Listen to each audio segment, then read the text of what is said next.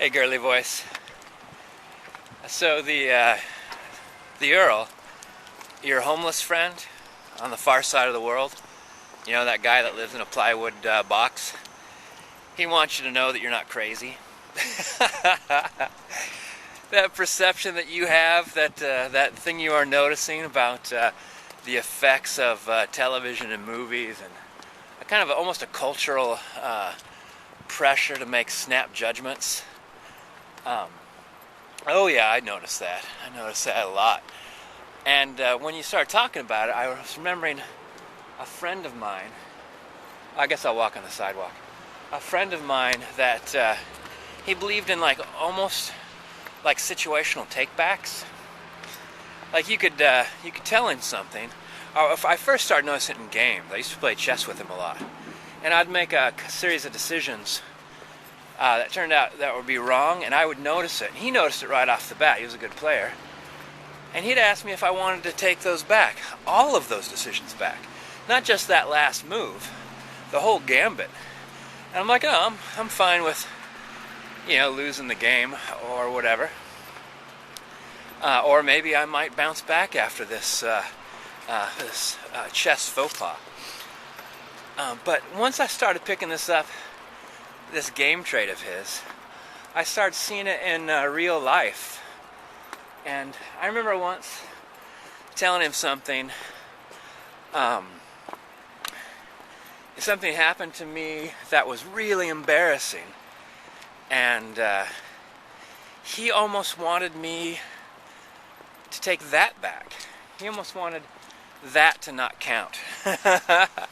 He's like, oh gosh, you could have just said, and I'm like, well, I could have said that, but, well, it wouldn't have been the truth. And, you know, I think that sometimes, you know, I act like a geeky fool, and that's okay. I mean, that's a facet of who I am. And I don't know if it's television or movie spawned, or if that's just like a human nature thing. I think that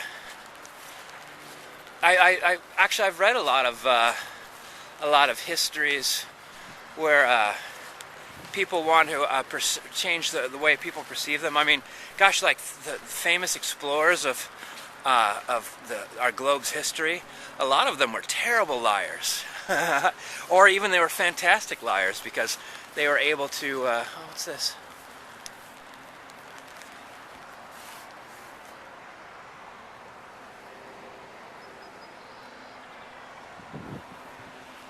Cool, bird's nest. I mean, they were able to influence heads of state and have ships put at their disposal and be in charge of people based on their supposed knowledge of, you know, finding a route to such and such place, or to find this continent, or that they knew of a place that was covered in gold or whatnot. So I wouldn't think that, I mean, maybe it's like, maybe plays and skits in the market back then influenced those people to believe that half of reality is what you say it is and what you tell other people about you. Oh, which reminds me of another friend of mine that he was so concerned with how people perceived him that he would just flat out tell them what he wanted them to think of him, pretty clearly. And then if he thought, you know, actually, I would like that to be a little bit different. I'm like, what I told everybody before about how great I am, or how I took that mistake back. I didn't actually make that mistake. They're like, maybe I didn't go far enough in one way or another. And so they'd retell you. Like at one point in time, this person lost hundreds of dollars, kind of foolishly. And then when he let people know about it, at first I think he wanted to, like, kind of brag that you could lose hundreds of dollars and not really worry about it. And then he kind of thought, except that it was a stupid mistake, and maybe people think I'm not good with money, and I really want people to think I'm good with money. So he started lowering the amount of money he said he lost. And so it'd be like, and he'd tell different people different numbers depending on how he wanted to influence them or thought they'd be impressed. So it was almost just. And then here's the other thing: like you'd see everybody, would see right through that. Everybody who has half a memory or a tiny bit of perception. So pretty much the only people that stayed with what would you call it? It's almost like we agree to be deceived. So he would get along really well with people that wouldn't call him on that. And yet, he must realize that all those people could see through it. But it's like, oh, if I want you to believe the facade, and I appreciate you believing in the facade, let's just keep it like that. And if you want, I'll believe in your facade.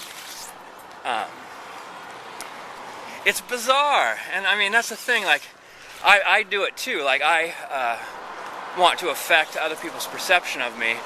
Like, I actually might do a favor for somebody and have it actually be a big problem and costly in time and effort.